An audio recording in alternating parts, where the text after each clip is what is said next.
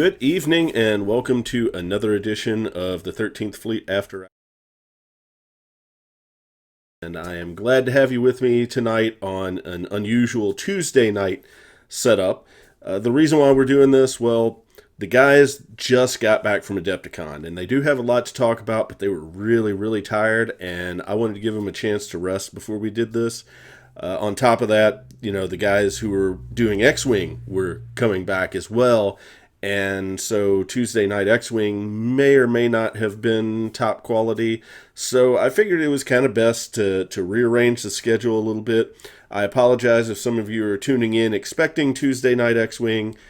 We will have that next week, I promise you. We're also going to have Thursday night Armada later on this week. But right now, let us get everybody together here and let us talk about the experience at Adepticon and at Worlds. I want to welcome Garrett and Reuben, How you doing? who got recognized while he was out there, Yeah, I and did. Nick. Hey, how's it going? So I know that some of you are still organizing your thoughts, and before we got started here, we got to chatting, and I think Nick has the least on his plate here, so let's go ahead and start with Nick. Okay, yeah. So this was my first Adepticon, so it was pretty cool. I will say, unfortunately, I didn't get to see too much of the convention because I was doing Armada the entire time. But it was my first ticket to Worlds, so I brought my super, like I've been playing for months now. Made some tweaks to it. The biggest tweaks, I'm running my super with a Raider lifeboat. So Jerry was actually on the Raider Corvus instead of on the super itself. It worked out pretty well. I just throughout my games, I was running Jerry maybe a little too aggressively, getting him in places he shouldn't be. But yeah, so we played 4 games on day one. It was on Friday.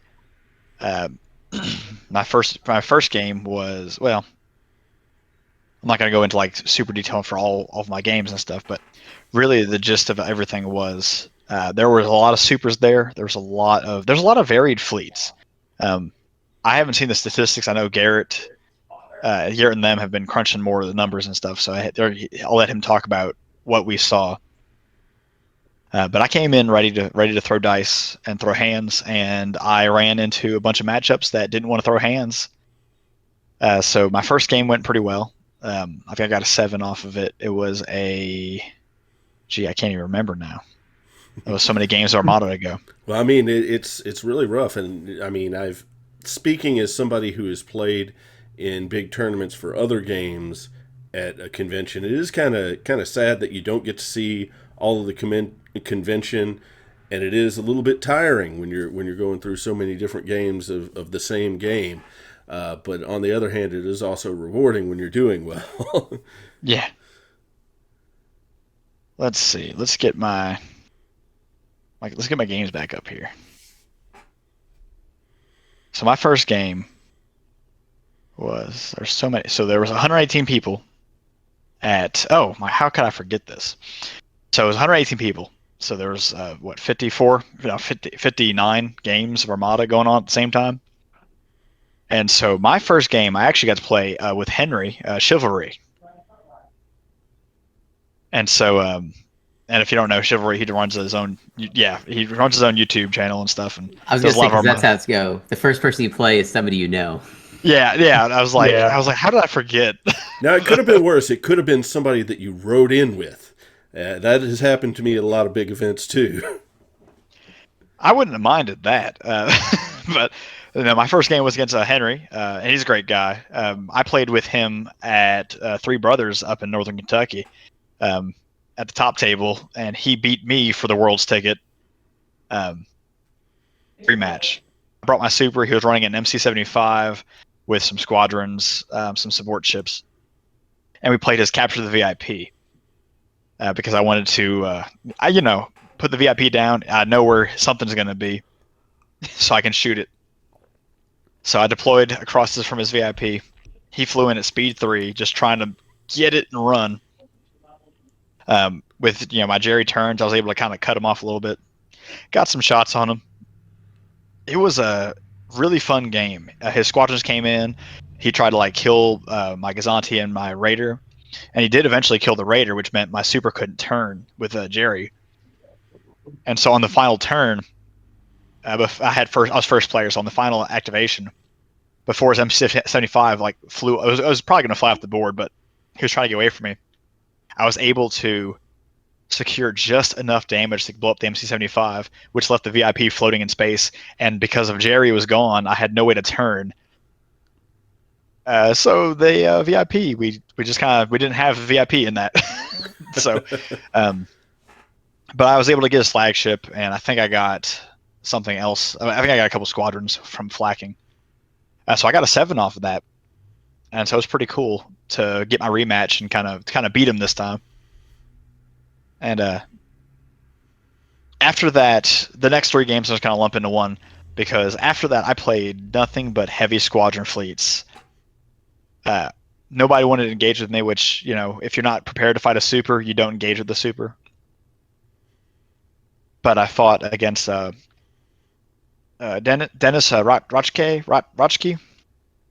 He goes by Tokra. And he was flying German Sloan, so Quasar, Architens, Gazantes. He's from Germany, yeah. And he had a bunch of squadrons. It just Sloan squadron build. Really, it was kind of the same thing we've seen a lot of. Was there a big international presence? Mm-hmm. Oh yeah. Yep.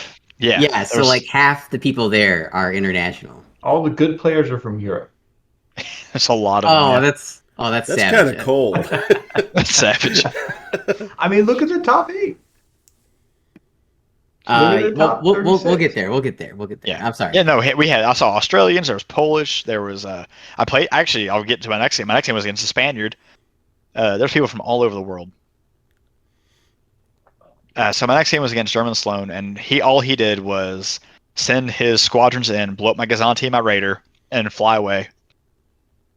And I got his Quasar and a Gazanti, but I didn't get. I think our MOV was 4 points, and so he got the 6 on me off of 4. So I mean, it was a close game, but it was just there's nothing I could do about it because he just flies in with Merrick Steel and Jendon, blows up the Raider, and then they fly away because I can't flak them fast enough to kill them. My next game was against, like I said, it was Oscar. I forget his last name, but he was from Spain. And really nice guy. He was flying Rebels. I want to say Rebels. But so he was flying, again, another heavy squad fleet. He flew in. I flaked a whole bunch. And he was just kind of he was a very cautious player. And so he brought his ships in. I got some damage on him. I think he got me to half on the super. It was just bombing and trading shots. And so he got me to half, but I blew up a lot of his stuff. So I ended up, I think, I ended up losing to him. I think it was, again, another 4. No, this was the 8-3. No, that's right. Let me remember that. I'm sorry, guys. He actually did blow up the super on the last round. It was squadron phase, the final round, and he needed to do 2 damage, and he had Merrick Steel with Jendon. And so he was able to get the 2 damage in, and he blew up the super. So I got a lot of damage on him. Yeah, I don't think he was playing Rebels. So he got the damage on me. Blew up the super, whatever. It was an 8-3. I was kind of just down at this point because it was my second heavy squad game in a row, and I was just great. I got a 3, so my chances of getting day 2 are very slim. And so that put me in position to play Justin Prayer, who is from Atlanta, and he's somebody we've actually played with before. And he was bringing an ISD, again, heavy squadrons, a Sloan fleet.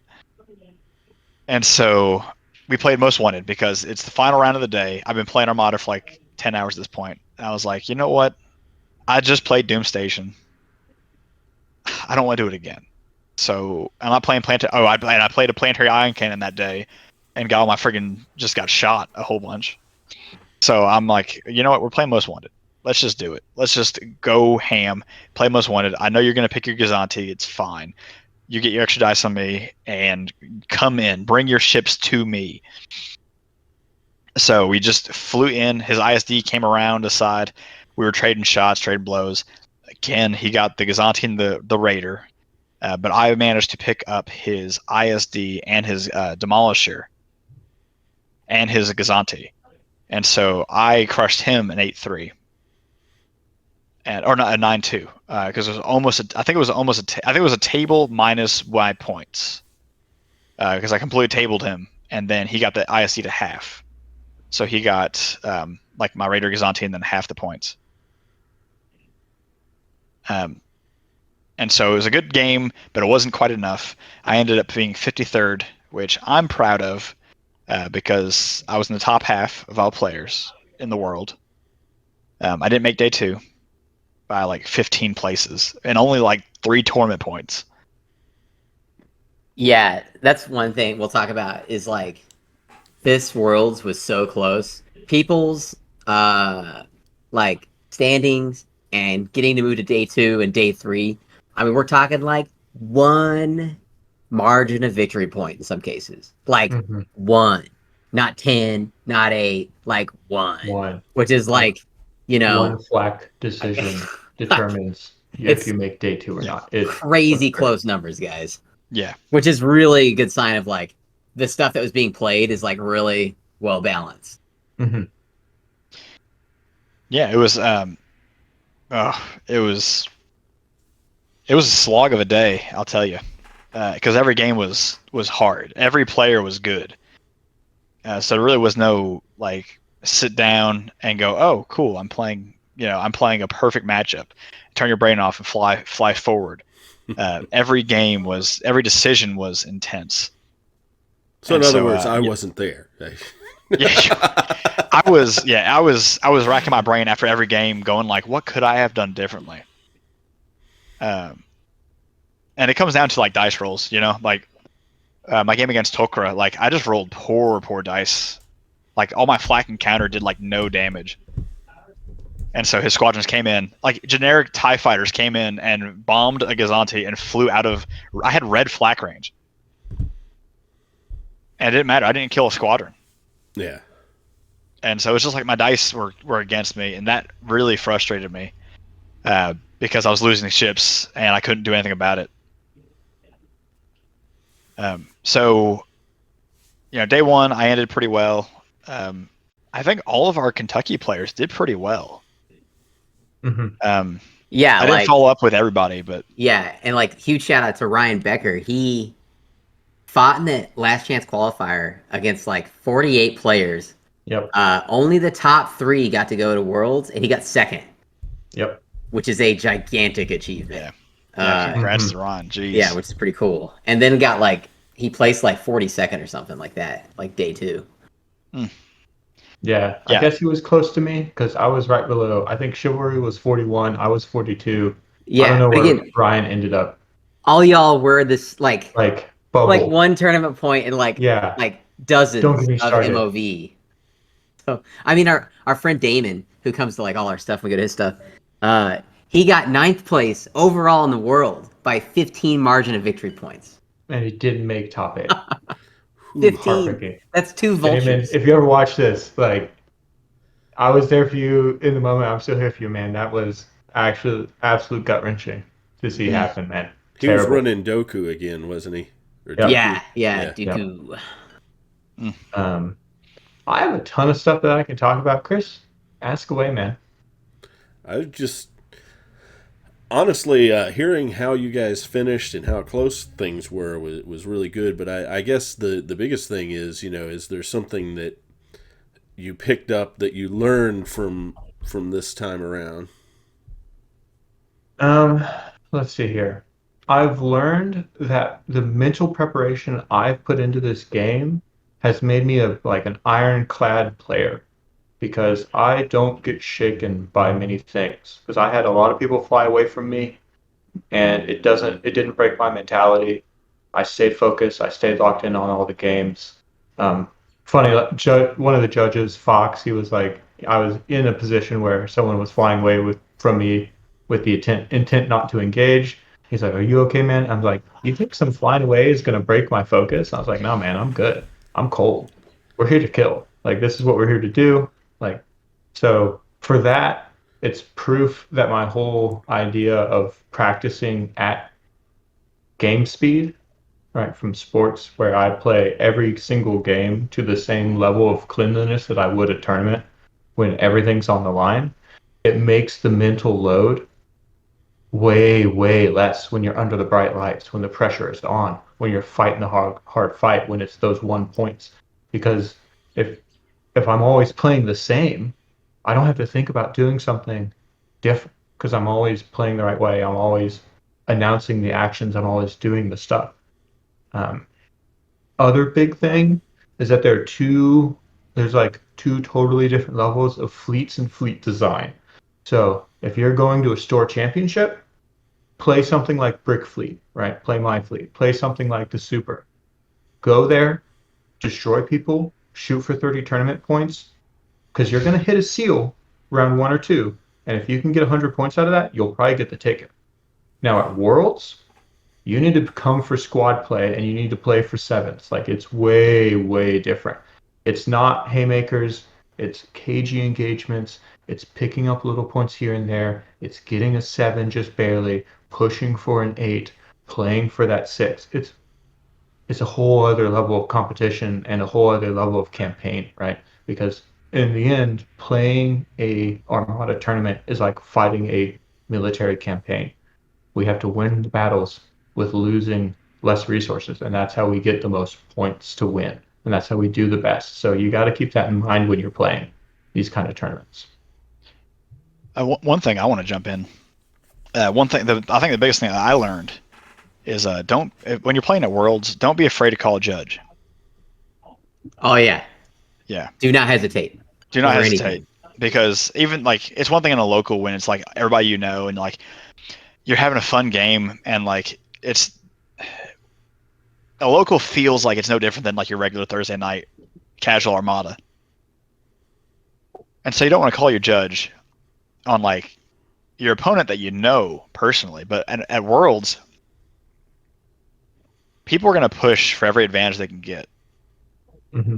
And they may not do it maliciously, but they may do it subconsciously.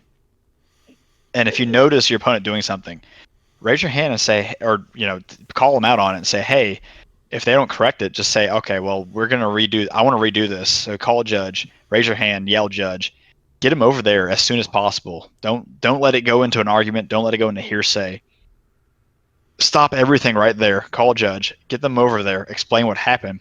Have the judge either back you up or kind of just like reset, like whatever the game state is, reset the game state and say, okay, re-roll the dice or move that back. Well, I mean, that has to do with a competitive mindset. And I absolutely. I have played a variety of competitive games. I played Magic competitively for a while, played HeroClix competitively for a while. And these are things that are going to happen, and especially when you run into the players that you don't know so well.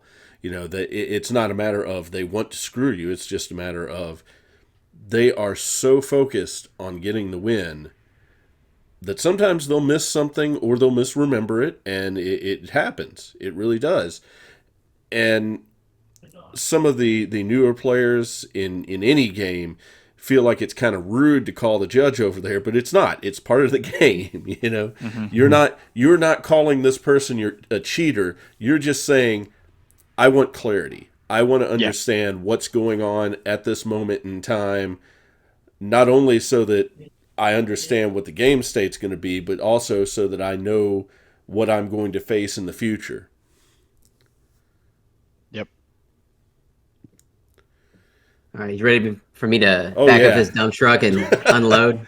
Oh, yeah. Go ahead, Garrett. I got info for days. All right, first thing I want to say, if you want to watch these games, all 15 games from Worlds, from LCQ to Day 3, are on Ion Radio, the YouTube channel. Go there, check them out. We got tons of camera angles, dice trays galore, and then we've got full commentary the whole way through. There's And you can watch me game 4. That's right. Day 1. That's right. Reuben taking on Trench.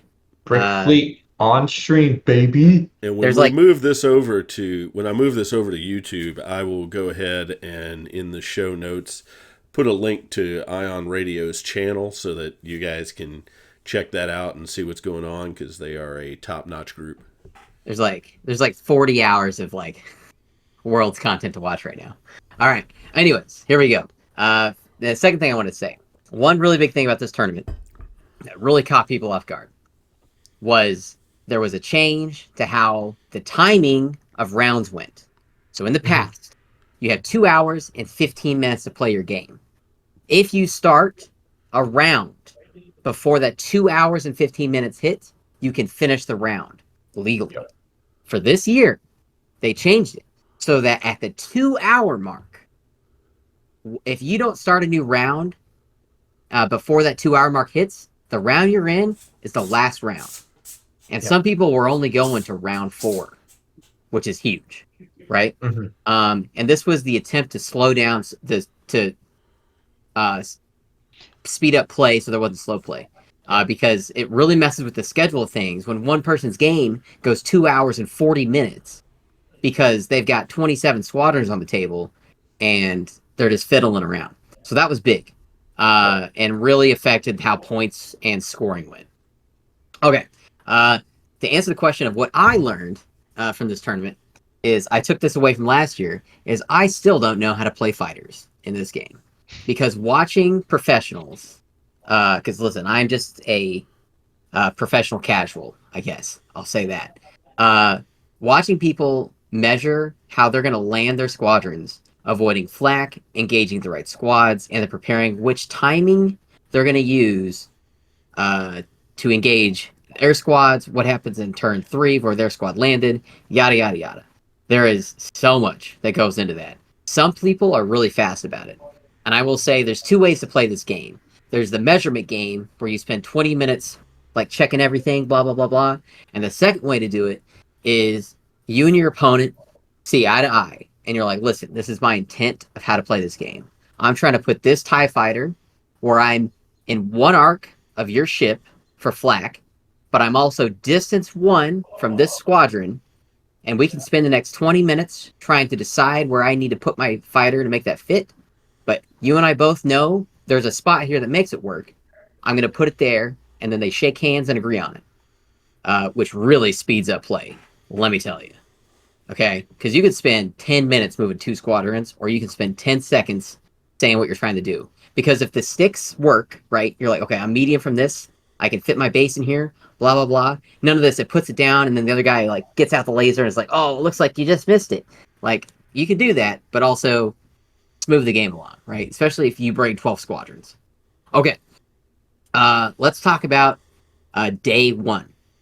So, I think at the start of it, we had like 106 players. Funny story real fast about Adepticon. When I and the crew got there on Tuesday, we found out that they thought we needed 4x4 tables to play Armada. Which, let me tell you, that is not enough tables for 106 people. So that was a quick moment of panic, but it was resolved, obviously, and we got a lot of tables. We had 2 rooms and the hallway we were full of. Yeah. Armada takes a lot of space, in case anybody's wondering. I know everyone's like, oh, there's 300 X-Wing players. I was like, okay, cool. Well, we could have fit all of them at our tables. Sometimes space dictates how many players get to play, because there was even less players in X-Wing, Legion players in X-Wing. But I think numbers-wise, Legion's a pretty big game, especially because they're getting plastic. So, new plastic. How lucky. And Legion tables are the same size as Armada tables. I'm jealous. Right. Officially jealous, Yeah. Welcome. Well, yeah, welcome. Okay. Welcome to Armada. Enjoy So your anyways, stay. Moving on, day 1. Here we are. So in case anyone was curious, I was a commentator streaming as part of the Ion Radio crew. So I got to watch a lot of stuff and observe a lot of the background, blah, blah, blah. So if you have any questions about any of that, put them in the chat. I'd love to answer if I can. But here we go. So day 1, there was 46 Empire players. And in Mhm. case anyone was wondering, yeah, the Empire is popular. Just get over it, okay? Also, they're real good. And they're real good. All right. Question Rebels, is, how many of those were Sloan? we're getting there. We're getting there. 15. Although I lost, there was a lot. Spoilers. Yeah. So Rebels, there was 33 players, and out of all the Rebels, there was one Nebulon B in the fleet. There was One only Nebulon one. B. Only one. But we'll get to that later. Okay. Oh, I know where this story Yeah, I Now- do too. Now, very interestingly, your typical admirals were the only one taken. There was Akbar, Radis, Kraken, and Riken and Agate. Okay, those are your competitive rebel players. Yep. Uh, That's been consistent through the last 2 years. That's right. There was Pretty much. one Garbalibus, which Nick actually played against. Yeah, I played him. He did not do well. And I will Garbalibus is Needs help. he's a D tier admiral. And then there was two Dodonas, which can be good, but not as good as the other ones. So, anyways, moving on. The only 15 Republic players came, which is really surprising. A lot of the people I know who are Republic players brought Empire or Rebel instead to this.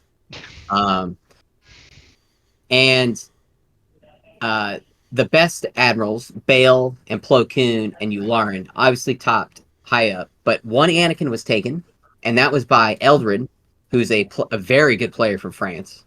He tried to make Anakin work. One Tarkin. There was a lot of Luminaras. Luminara has a real hard time, and it could have been matchup dependent, because if these Luminaras didn't run into those Sloan players, they didn't get the points they needed to move. Because Lumi's a hard counter to Sloan. All right. And then 11 CIS players. Let me tell you, at this Worlds, the CIS punched above its weight. A lot. Yeah. So every CIS admiral was present except for Kraken. Or Kalarin. What's his name? Kalani? I don't know. Whatever. It's a super Kalani. tactical droid. But Trench was there, Dooku, multiple Grievous, TF-1726, and Took. And that's because each of these admirals is competitive. And all of them can build. Probably got the best, well-rounded suite of commanders in the game. That's right, because you can build multiple fleets around them, because the CIS ships are very versatile.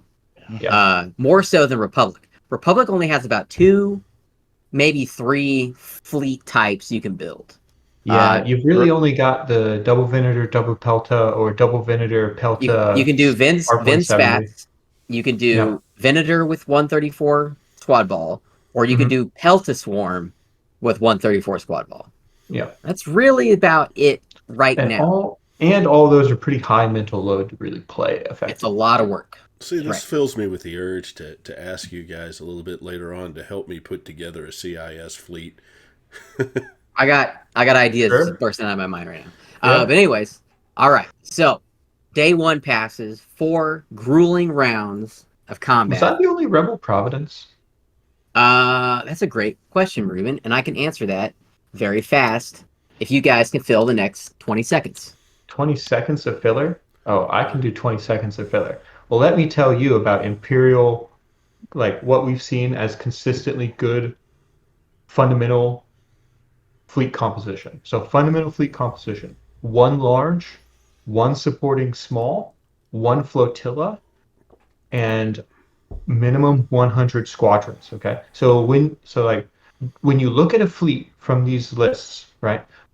Look at it and just take what the actual ship is and just kind of disregard it and look at what I call the skeleton of this fleet.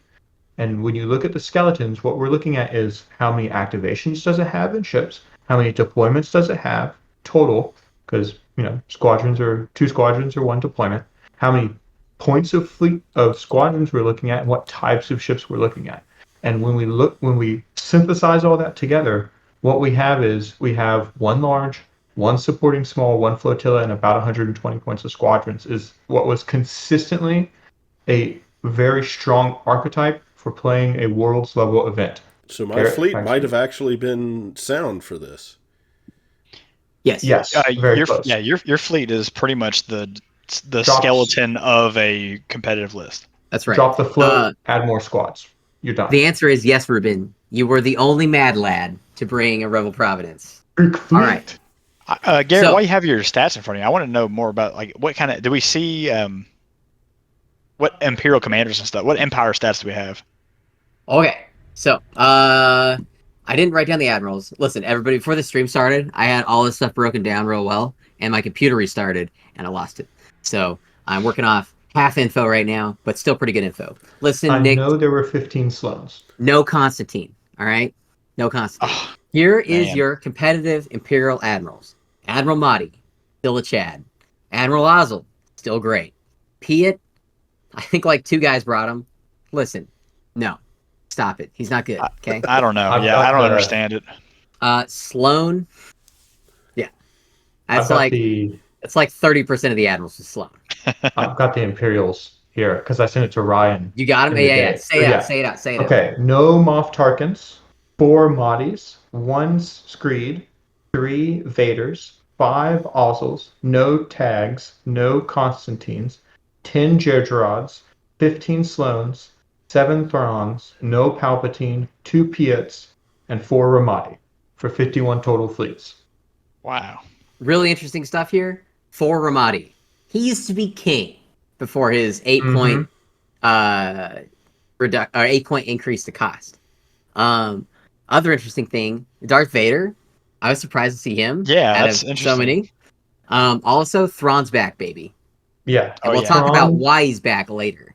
Thrawn is the big breakout because we had been seeing more Ozzel being played in Imperial fleets for the manipulation of speed, but this was the event that we really saw Thrawn come back into vogue.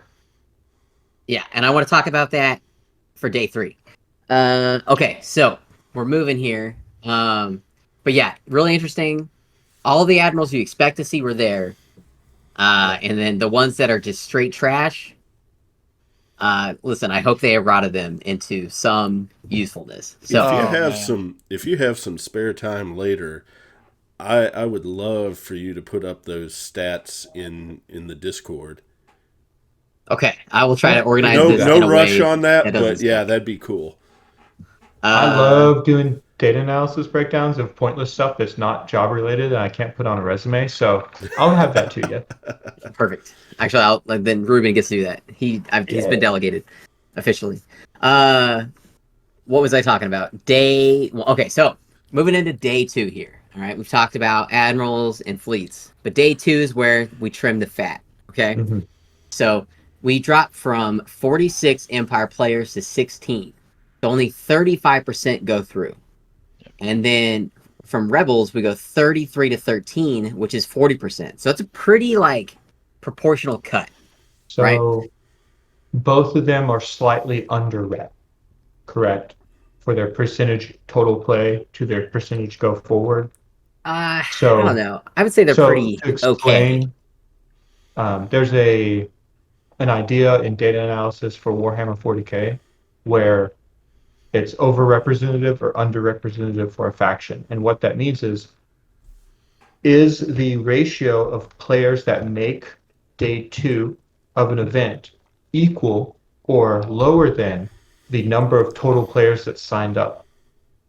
And when we can take that type of data to determine whether or not we can infer that a faction is healthy in the meta or weak in the meta. Yeah. So And for Gar, Empire proportionately would be at 15. So you said there were 16. we went from 46 to 16. So Yeah, they dropped so- 35% went through. Statistically, there would be 15 players proportionate to the number of players based on the bottleneck at players that made it day 2. Right. Interesting. Now Gar, listen, we don't know what happened. We got to go into look match to match. But only 2 Gar players got through, which is 13%. Not good. Which is Yeah, funny not good. because last year's at Worlds, Gar got 2nd place. Mhm. So it's did they just get really bad matchups, or what happened? You know what I mean? Is there a new matchup? I want to throw out a suggestion here, just based on some of the things that you've said at this point, And given the fact that you're stating that there are very limited builds that you can have with the Republic, that being the case, it's easier to prepare for Republic than it would be for any other faction. There's less that you would have to remember. Mm-hmm. It's true. You'd be surprised though. A lot of players who talk about facing Gar, it's sometimes what they struggle with most.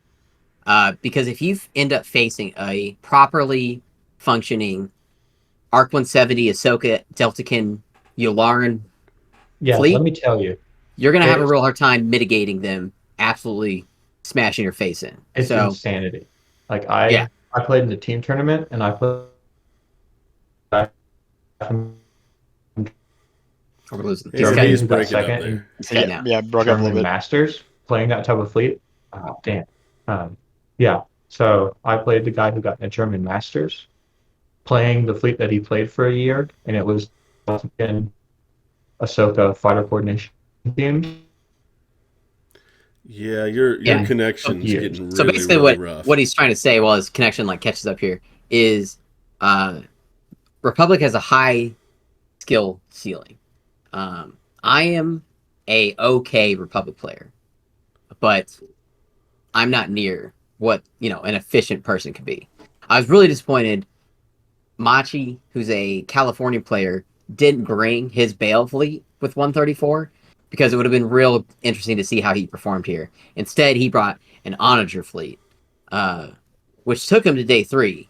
But Onagers are in this spot where if they meet anything that can whip around and overcome that laser beam, you're going to get tabled almost, guaranteed. Especially since they lost all those points with Ramadi and the Onagers. They can't afford their insane squad balls to stop your squadrons. Yeah. Because used to, they could bring, Merrick, Jindin, Vader, Tell to stop you from doing anything. But now they can't anymore. Like, they lost, 50 points, basically. I would have loved to face an Onager. Right, yeah. But anyways, the 2 Gar Admirals that made it were Plo Koon and Bale, which are 2... Bale is technically an anything admiral, but he's a squadron admiral because you queue up squadron dials on your ship, and then Bale provides your navigate and engineering. Whatever you need. Right, and then Plo Koon obviously makes Arc 170s unstoppable. Which was really surprising to see you learn. But again, you'd have to look what happened, right? And players could just mess up. There was only 15 players that play Gar, and it's not unthinkable to think that a lot of them made mistakes that were world's ending mistakes. Yeah. Because and at this level of play, if you mess up once, pretty much over. Which is why everyone spends so much time measuring everything. But then the CIS, 5 out of the 11 went through, which is wild. Crazy. Absolutely wild. What's his name? Grievous was doing real hot with his whole take vultures and they die and you refresh your defense tokens. And this is coming into the next part of the discussion. The things that did well this year are just meaty, heavy Christmas tree ships that have tons of defense, tons of anti-squad, and are just impossible to take down. And the CIS has the Providence that you can put EWS and ECMs on, right? Which makes it rough. Add Grievous to the equation, and he's bringing back defense tokens. And then ISDs can be real tanky, right? And then you have the outliers who went around that were designed to beat those things with squadrons. There's nothing heavy without squadrons that went super far. And I think that's what Reuben ran into was had his fleet been able to afford squadrons, right? It's really hard because the Starhawk's so expensive. It's almost like he needs 2 Rebel Providences, actually. Yeah, something like that. Yeah, right? I'm probably going to keep playing Brick Fleet. I think it's close. and I think maybe playing surprise attack, and then I can raid the squadrons as my red. Maybe Yeah. that gets me enough oomph. Maybe I play double large, give me a few more points to get some like squadrons, generics to just hold stuff down. Because the minute you can hold something in place and flak it, because a good player will come in, bomb you, take one round of flak, bomb you again, and then just fly away. So Right. if you can't actually stick the squadron down, you're not going to probably be able to kill it until So they think they can kill you. Grievous did really well because he's a defensive admiral and cheap. Yep. Dooku did well because a lot of these fleets, especially these rebel fleets, and that use Ahsoka to change tokens all the time, command tokens. They use those tokens for very specific things. Dooku from Xantos was just tripping everybody up because it's easy to get rid of a raid, but like you really need those one command tokens to make your fleet work. Yeah. So if you can use Dooku, but also fly the pick the right stuff, and time it right, super good. And then Trench. There was a Trench and a Martuk. We know why Martuk's good. He's just adding dice, right? But this Trench list was, I want to say it's clever. 2 Recusants, and then he's always navigating with the Recusants, much to Reuben's bane, because they're just swinging around this board. But I need he's to able play to against that use, ship more. huh? I need to fly against that ship more because Yeah. it moves in a weird way. You can't. Yeah. It's hard to visualize because it also has that weird perpendicular Yeah. Front arc, arc. right? But the most important thing is he can use Trench to use Tykes or Teeks, whatever you want to say, and Rune Hako to grab squadron tokens easily, and then Trench a squadron command dial for that round.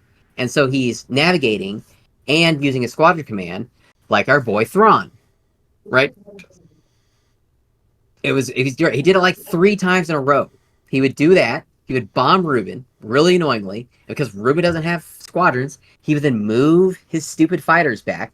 Reuben couldn't flak him with his advanced gunnery Starhawk, and I'm sure this guy was doing that to people all freaking day, right? Yeah. And then he would just swing these provinces out, and they've got recusants, and they've got long range dice. And after you get bombed by these stupid squadrons, because like a hyena bomber has 2 reds, which when it hits, it hurts, Yeah. right? You take a couple doubles from those, and you're like, okay, this is a problem. Very Yeah. annoying. Stop it. This is a problem. It's like facing like 4 Merrick Steels in a row sometimes. So that was really interesting about CIS. If that's a 45% jump, I know not a lot of them came, but I will say the CIS players that were there, all real good. Santos and Nick Larson, to be specific, right? Yep. Yeah. Like he's a former world Really champion. good. So, and his Grievous fleet was baller. So, and they weren't afraid just to bring a ton of fighters. So, and reserve hangar deck to add to the problem, right? So anyways, what we've seen here is there's a specific fleet that has been, what's it called? Controversial. We'll say it. Ruben's excited. It's called the Farm Hawk, right? Mm. And basically, the Farm Hawk is this type of play where you take a Starhawk, you bake a big old bid, and you pick sensor net, fire lanes, and advanced gunnery, right? And you go second, and they can pick advanced gunnery and die to your Starhawk or fly away. And so Peter Saber, he's from Poland. He is an amazing, nice person, awesome guy, great for the community. He's also a real good admiral. And he actually talked about how he was really surprised how some people, and why he went so far. And he was the guy with the Nebulon B in his fleet. So his Farmhawk was real cool because it had Vanguard Nebulon B, 2 Gazantes, 2 VCXs, Gold Squadron, and 1 Z95, and his Starhawk. Right? Super weird. Wow. But anyways, he said people would pick his sensor net that could beat him on it. like had Lambas with strategic or their own VCXs, and like didn't do it, and they would fly into a Starhawk anyways and die. Oh, Because if you are a player that can take advantage of SensorNet, just farm your SensorNet tokens like he's farming his, Yeah. right? And Yeah. then also get a 6-5. I So mean, he was surprised so many people fought in the way they did. I think there are very few people that have the level of drill to do SensorNet effectively as anyone who's played FarmHawk that way for an extended period of time. Right. Because it's And very so technical. Peter, on his matches. So again, he was another player that like 5 points was the reason he went on in a lot of cases. Like he wasn't out there just dumpstering people unless they let him, right? Because you can choose to fly into a Starhawk and die. It's always an option. Like if you don't, Life if you is aren't all prepared. about choices. That's right. So the other fleets that went on to day 3, and this is the big cut, right?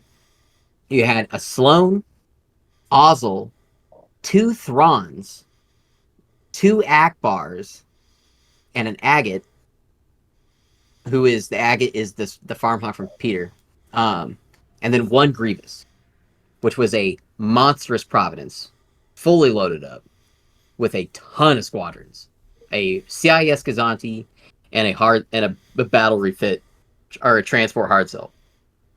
Excuse me. So, anyways, and this is why I think the next year, I think Machi has coined the term. We're lovingly calling it the can opener meta. Because we got to figure out how to take these like super large provinces, Starhawks, and just split them open and take them out. And this is why Thrawn and Akbar did well. Because Thrawn and Akbar have the ability to do 2 things. Take firepower and just increase it. Because Thrawn is doing it with squadrons. Like Sloane's cool because of the whole accuracy thing. But Thrawn takes a Confire, Engineering, or Nav command and a Squadron command, and you're doing both at the same time. And he can do that 3 times in a row, which is all you need because battles last 3 rounds. Okay? And so Thrawn's able to navigate or engineer, and then do a Thrawn Squadron command, or however you want to set up your ship or Thrawn dials, and throw in, Merrick, Vader, Jindin. And Jindin lets Vader or Merrick go twice, which are insane bombers. Okay? And then you have stuff like Hondo, which was the top. Well, he was. I think he got below the other Thrawn guy, but like he had Hondo, who's another 2 blue bomber in the Slave 1, right? So, and that's just another way to hit hard, but also take advantage of your Imperial Star Destroyer's navigation. And this is why Thrawn beat Ozzel and Gergerod in the race to like move around the table, is because the only thing better than Jerry or Ozzel is an actual navigate command, right? So Thrawn lets you do squadrons and navigate or engineer, which is, and you don't have to like lose something for it. Ozzel just lets you change speeds up and down, which is real nice. But Thrawn lets you navigate and click, right? So, and then Akbar, I mean, it's obvious, right? He adds a ton of damage that you can't like get rid of. Question I'm thinking about for Akbar is, can we get Akbar into this idealized concept of how these fleets are designed, with like 1 really big ship and then a small ship supporting and a flotilla with squads? Well, like I keep telling you, I'm not sure. I am on. So in the Rebels fleet options, the assault frigate is their large. Because I just don't think it's hard enough. I hear you. Like I'm on board with what you're saying, right? But it's points wise, you can build it out to hit the same as all the other larges. But I'm looking at Invincible, and then I'm looking at my assault pickle, and I'm like, with Defiance, and I'm like, we are 1 errata away from fixing the Doom pickle, our home one, to making it a real problem.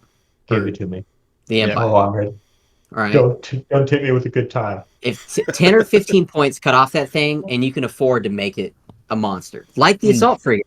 You can put all the upgrades you put on the assault frigate, but not have a ship that's 200 points at speed 2. Right? Speed 2 is fine as long as you have the points to make it work. Speed You know 2 what I mean? isn't fine. I can confirm this. But you can take I engine feel tech. like Speed 2 is not fine either. I'm telling you, you can take the engine techs, but then you can afford to take the engine techs. But listen, personally, I think it should be errata to speed 3. Yeah. I don't know. I was flying speed 2 all weekend. I did fine. Well, that's Okay, a with little your bit Double different. two-foot the link model. there, fucko. Okay. But I in any kind of war game that I have ever played, the underlying philosophy is movement is life. Mhm. And Yeah, it's the same here. Yeah. Like Alicio, what's his Discord name? Aresius. Arrhenius. He's awesome Italian guy. Super, super nice. Again, like their Armada community, so Really good, cool. right? Anyways, he had this really awesome Moncaron build that goes, and an MC80 Liberty goes speed 3, and he Engitex, and like he was doing like a freaking candy cane maneuver, like spinning in on itself with a large base ship. It was like moving around the board like a CR90, You right? may be seeing it on the table soon. Yeah, Reuben's. Yeah, we theory crafted a good one. Yeah, That makes me want to ask, was there any MSU? Yeah. So and that's what we're getting back to this can opener situation, and this is why Thrawn, Akbar, Sloan did well. MSU is really good, but it can't put enough damage through at the same time to take down this Grievous Providence or this Farm Hawk or a engineering well kitted out ISD, because there's so many tools to take that 3 or 4 plink damage down to 1 or 2 now. ESTs, Major Derlin, Brunson. Captain Brunson, Yep. and everyone's taking that stuff because that's the meta. And we all took, and we have to take it. Well, I think it's an unintended consequence. We all started taking that stuff because fighters are really annoying, right? Mhm. So we had to stop that.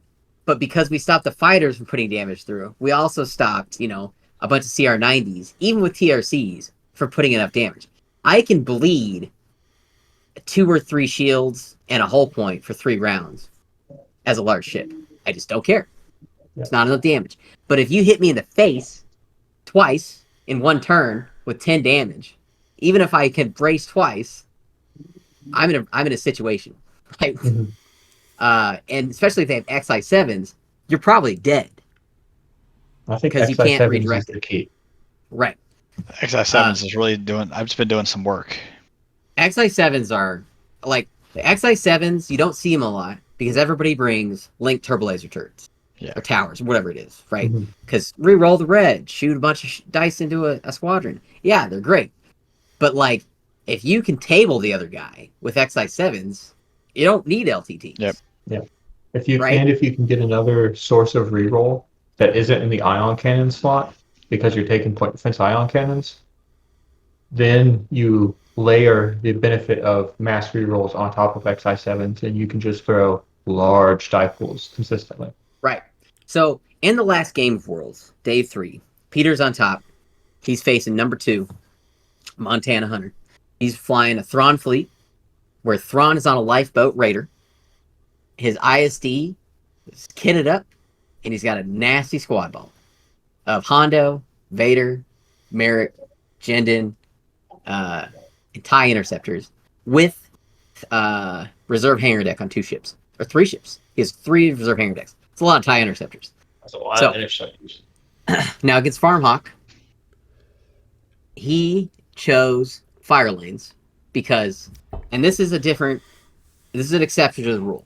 Okay, now typically, if you don't have a way to deal with fire lanes or sensor net, Just never pick firelings, by the way. It's just don't do it. Yeah. So here's the secret about firelings. And Garrett had one of the most soul-crushing moments I've seen him ever have in Armada when I did this to him the first time he played against Farhawk. You put the firelings tokens in a stack on the board. And then he can Garrett move goes, them. what? And it's called the Tower of Power. And then the other player gets to move them distance one of themselves. So you make this neat little triangle of all your objective tokens that you can just farm with your printed battery armament. Yeah. Now, if you're not flying a faction who doesn't have access to strategic, i.e., Separatists and Gar, yeah. you can't pick CensorNet. Don't pick CensorNet. Now, if Don't pick fire lanes. If you could deal with CensorNet, pick it. But for everyone else, you pick Advanced Gunnery and run away and deny him a big win, and you take your 5-6 and move on to the next round. So, but anyways, this is day 3 Worlds, and he picks fire lanes for 2 reasons here. Okay, number 1, there's no more games after this, so who cares, right? It's either he kills this Starhawk right now and wins Worlds, or he loses. There's no option. He doesn't pick CensorNet because it's a waste of time. All right, they can sit there and move tokens around for an hour, but again, if he doesn't kill the Starhawk, it's over. And he doesn't pick Advanced Gunnery because that will just make the Starhawk harder to kill. So he picks fire lanes because Montana turns his brain. He doesn't care about these fire lanes, right? It doesn't matter because all he's there to do is destroy the Starhawk. So so Thrawn's on his Raider. He deploys. He immediately speed 3s in this thing. Oh, that's the other thing I forgot to mention with this Starhawk. Now, typically Farmhawks don't take Magnites, but he had Magnites and Phylon tractor beams. So, anyways, Montana just loads up on Nav, right? He does not, because he knows he's about to get knocked down speed-wise. So he flies straight into this bad boy, okay?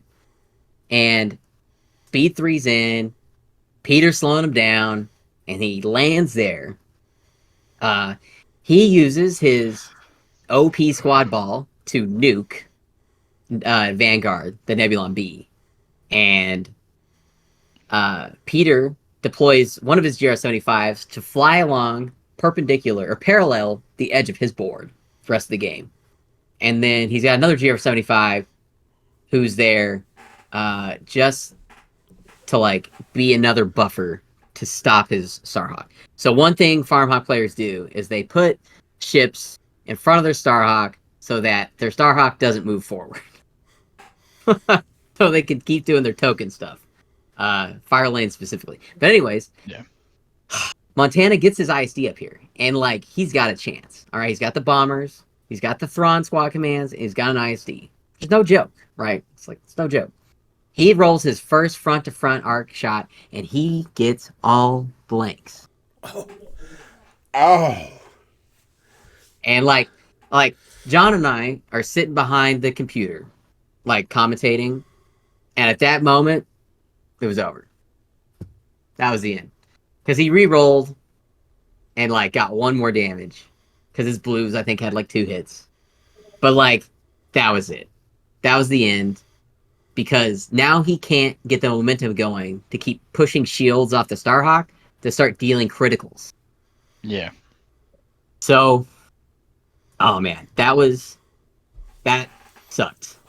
And then at that point, and then Peter makes a brilliant move where he takes his tool and makes it so that he hits his Nebulon B and bounces back and overlaps the tool so that he has the ISD double arced.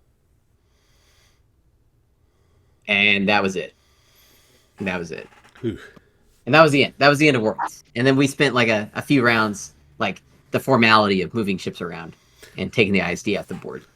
Well, I can tell we're going to go over a little bit tonight, and I think we've gone through the tournament itself.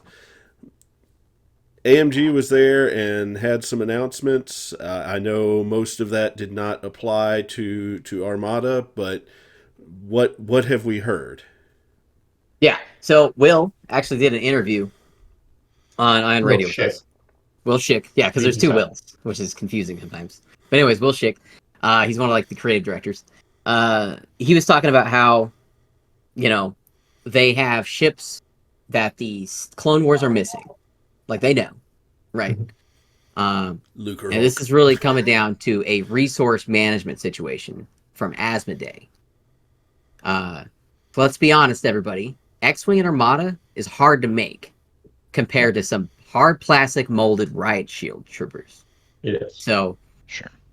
Be patient.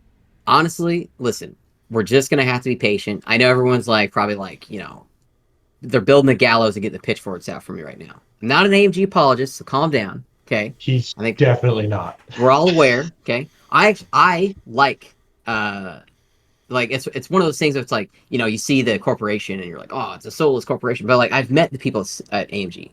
They're all really nice people and they really like games, right? But they are not the people in charge of what's it called?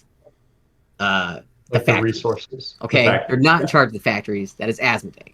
Okay, they want us to have stuff, and I want to be. This is my obviously pie in the sky hopes, and this is actually a little bit for X-Wing and Armada because they're in the same boat we are right now. I don't want AMG to waste all the good ideas on rapid reinforcements. Okay, I don't want Agarkatin's rapid reinforcements. I don't want a Rebel Quasar rapid reinforcements. I don't want a Slave 1 rapid reinforcements anymore. I want them to save that stuff for profitable plastic. Yeah. I want them to do what they did last October, which I never thought we would ever see again, which is a points and card errata. I want that to happen to the 50% of content that we have that I can't use. Yep. Half the ships in this game you can't take to a competitive event because you'll get dumpstered. And half the upgrade cards you can't take. And X-Wing has the same problem. Now, X-Wing has been on this 5-year journey, it feels like at this point, of second edition. And now we're on 2.5. And there's just dozens of X-Wing fighters that have no, I don't even know what the leagues are called. The ability to play them or something. And Epic, right? Epic's been left behind for years. There's lots of stuff we need, fixed to come up to speed instead of just producing more stuff to purchase and open, which I want that stuff too. But I have a ton of stuff that I spent a ton of money on that I can't even use, right? Like a Doom Pickles and the combat refit interdictor. What's the point of that ship, right? Yeah. I don't know. The Victory. Why would you ever take that when you could take an ISD? For fun. That's why. You take it for fun. To try to make it work, you're right. Right. You can take one Victory with Haru because it has a title. Yeah. You can take one Nebulon B if you're Peter and Crazy with Vanguard. But again, that's just one that gives it redirect. Right? So, anyways, that's just I've been patient for years. Right? And again, I think somebody gave me some really good perspective there. Another one of my good Armada friends, he's like, I've been playing StarCraft 2 since 2008 or whatever it came out, right? And he's like, there's been nothing new released, a decade or more. But points and balance refreshes keep the game fresh, right? And I would really like that because, the best example we can look at is when AMG did the rapid reinforcements and introduced Anakin Skywalker, the original one, into the ecosystem, and that one card almost killed the game because of the way it worked and how you were able to attack 3 times in a row, adding dice and setting automatic damage. You can do one small impact like that and wreck this game. So we got to be careful just throwing stuff out. And if you want to know why there's not a Rapid Reinforcements 3, I think that might be part of it. Because the reception to Rapid Reinforcements 3, while at the beginning was pretty excited, everyone was pissed, right? Because immediately it broke the game and nobody wanted to come play at the stores anymore because they didn't want to deal with Anakin. And Matchstick, let's not forget. Matchstick used to be an absolute baller too, right? He made all the Y-Wings around him Rogue or Arc 70s. Too much. Over too much. And people were playing Anakin with Matchstick. Yeah, it was the combination that was the issue. Right. Anakin was enough. You know what I'm saying? He was enough by himself, but like the matchstick thing on top of it, which is like I can't deal with both. Right. And listen, these games aren't going away. Okay. Yeah, I think that was the point that I was really wanting to get at, was because, you go to events and you go to gaming shops and you hear a lot of people who aren't big into the game but are aware of it are thinking, well, it's dying. And I don't think so. You don't have 109 people at a championship for a dying game. Yeah, Now, it's not as strong as it may have been at one point in time, but there's also signs that they haven't given up on it. So, right. Now, I will say, obviously, X-Wing, I mean, they bled players before any of the AMG stuff even happened. When they switched to second edition, right, first edition was really popular. Armada, we have been, like, on this line forever. And it's not because people aren't buying the stuff. Like Imperial Star Destroyers, listen, don't do this, okay? Do not purchase somebody's Imperial Star Destroyer off eBay for $300, okay? Yeah. Don't do that. Don't do it. Buy a Chimera for now, because they're dirt cheap, right? And just tell the other player you're flying an ISD-2. The arcs on the cardboard are the same. Yep.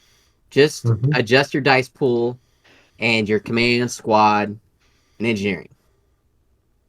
Everyone's aware. Yeah. Reprints will eventually come. It's annoying. I get it. But like, I think the other problem with Armada is we're also competing with people who just buy the ships because they're pretty. So there's a couple problems there as far as production goes. So yeah. But yeah, no. As far as like popularity goes, like, look at us. I could have never dreamed in 2019, a year after I got in this game, that I would have a local community that I could have a podcast with, but also play with weekly and organize tournaments. Like right now, we're getting ready to do a tournament at Miso's in May, and we're already the people from like Ohio and Cincinnati and like here. We're like, all right, well, we might have to make a wait list because Jeff is looking at it. And he's trying to get 8 tables. And like we were just trying to do a quick thing, and like already like 6 people from Ohio are like, we want to come, and there's 6 of us here, or 7 or 8 plus Louisville. So and the minute we tell Atlanta, they'll be packing up the cars too. That actually kind of leads me into an announcement that I wanted to make about the 13th Fleet. I have had somebody reach out to me as far as expanding coverage and doing a lot of stuff from the Ohio games and things like that I may not actually be there. So here in the near future, you may see some content that is not generated by me, that is joining the channel just to give us more to give you. Yeah, this is Levon, right? From Columbus? I think that's his name. I'm not sure. I have his... have his Discord. tag on Discord, but that's probably right because he did mention that he had spoken to you and you put him in touch with me. So looking forward to getting all the details ironed out on that and get that going. Because that's gonna be awesome. Because we got a really good tri-state situation here: Ohio, Indiana, Kentucky. Yep. It's great. Again, like I love this game. There's no replacement for it. Like there's no game I can purchase that's getting new ships. That's anything like this, right? So, and again, it's Star Wars. Like, I'm sorry, but like, it's Star Wars is popular. If you love it, you love it. Even if you don't like the new shows, like I get it. Calm down, all right? I didn't like Book of Boba Fett either. It's okay, but like, I've been into Star Wars before it was Disney. So, all right, let's calm down, everybody. All right, it's still good. Okay, you still like Star Destroyers, right? You don't have to run Hera on the Ghost. Okay, you can run Jan Ors and pretend the other one's Kyle Katarn. Okay, it's okay. So it makes it easier when you've got some friend that keeps telling you to read these books. You're like, listen, if you like Armada and X-Wing, go read the old Legends books, especially the X-Wing series. They're still Empire. Yeah, they're good. Yeah. Well, let's go ahead and move into what we've got coming up for people, because that is something that we had to put on hiatus for a little while, but I at least am very, very anxious to get back into Rebellion in the Rim. Yeah, I gotta like put my fleet back together because I ripped I everything gotta out. put my Yeah, brain I in gotta right like read gear the for rule this. book again, look at the Yeah, no map. kidding. You guys are going to be ready for Thursday, though, right? Oh yeah, Yeah. we'll still be. Yeah. Don't We'll worry. be ready. Okay. Well, Garrett and I will Reuben and I have won't to, because he has my stuff and I have his stuff, so it's we'll have to like spend a good complicated. 20 minutes. That's complicated. okay, because Getting our shit back I did together. want to say we're probably going to be running a little bit late on getting the stream started. Hopefully, we can push through the games a little bit faster, simply because I work until 6 o'clock on on Thursday. Gotcha. So Well, I'm we'll going to just be put the getting there and getting the camera gear set up as quick as I can. got it. Maybe we'll decide the first battle before we get there, so people can immediately start rolling. Yeah. And we're like, how many points are we at per team? Does anybody remember? Are we at 2 points per I have team to in look at Act the map 2? again. I think we're close because I think it's it was something two like per that. because both of us. Yeah, because It- the first round was a 2-2. Because I don't think No. there were any extra points generated for Yeah, I the don't think margin so. of victory. I mean I think I had a big margin of victory, which got me extra XP, but I don't think there's extra margin of victory. I don't Extra think we do. We campaign don't do points campaign for points that. on Yeah. margin of victory. Now, are we all on the same page that we're basically going to play the one last pivotal as the climactic battle? Because that would be Garrett, you're muted. I think that so. would And then we be- can move on to a new activity. Okay. because we would have, well, we'd have 2 more weeks of play if it goes 2-2, and then we play the pivotal, and then we can do an episode talking about all the changes we made, and honestly how positive this campaign has been. Like, it's been really, really fun. It has. But it's been a I've- lot of fun. I have some ideas about how I would do it differently now that I understand more how the numbers work How the game runs. Yeah. and how the game runs. But like, if you've got 4 people that are seasoned at Armada, Rebellion in the Ram is so fun, and it's so It's a different. good yeah, it's a good like breath of fresh air. If you're getting a run of playing like competitive 400. The Yeah, problem and for speaking of me- that, yeah, like speaking of other things I want to do, like Sector Fleet. Yeah. Oh, Garrett, call me up any day. Yeah, Sector Fleet, we gotta do it. Like we talked about doing this last year, and it's been like 18 months at this point. But like, we need to do some Sector Fleet as a group, and maybe we might have to schedule like a Saturday or something or Sunday. Yeah. But now we gotta compete with that card game, Stars Unlimited. And I played teams on Sunday and had an absolute blast. Teams are super fun. We should definitely do it, and I want to run a team event. So 6 teams, 24 players. Thinking about it. Gonna So- be really interesting. So with that, It's a lot of players. I am actually going to put this to the viewers, and you're welcome to comment on Discord or on Facebook or in the comments section on this video on YouTube. Let us know if there are any play styles that you would like to see us try out, because we love the game and we really are fine with experimenting and seeing how other formats work. And if you're looking for a community, like let us know, and I'll put you to contact somebody. Unless you live in like Owensboro, Kentucky, then We could probably still find somebody. I would gotta say drive. even in Owensboro, you got to try the Hard Knocks games or there's- whatever. that's- Or if you're there's some- here, If you're here, you didn't come to our If store. you're in hell- Lexington, yes, come I'll see bring us. you a fleet. I'll Like, come on. teach you. Yeah, I was Come gonna say, yeah, get in touch with us because we have everything, and we'll build like starter fleets, do like a good starter game, get you practice. All right. Well, We're with that, spending we 10 have gone a bit over what I normally do, but it's been a great show, and we really needed the time. So I thank you guys for watching, and I thank all of you for joining me tonight. Garrett, Reuben, Nick, you're always great to have on. It's kicking us and- off, guys. Yeah, We it's can about keep that going time. all night. Yeah, we probably could. So Didn't even with- talk about my Sector Fleet games. maybe we will touch telling on you. that at a later date. Yeah, 5 sure. episodes. We got 5 episodes of content. Oh, man. Well, I'm going to say good night to you guys. Take care, and thanks for being on. You See you too, on Chris. Thursday, Chris. All right, so that's what we got for you tonight. Again, I want to remind you that we are going to be doing Thursday Night Armada, and it will be Rebellion in the Rim. So that's going to be really, really great to get back into that. Looking forward to that, and I hope you guys are too. We will also be doing the next after action report is going to be on Monday again, back at the normal time. We will have the X-Wing crew on to talk about their Adepticon experiences and how the X-Wing tournament turned out.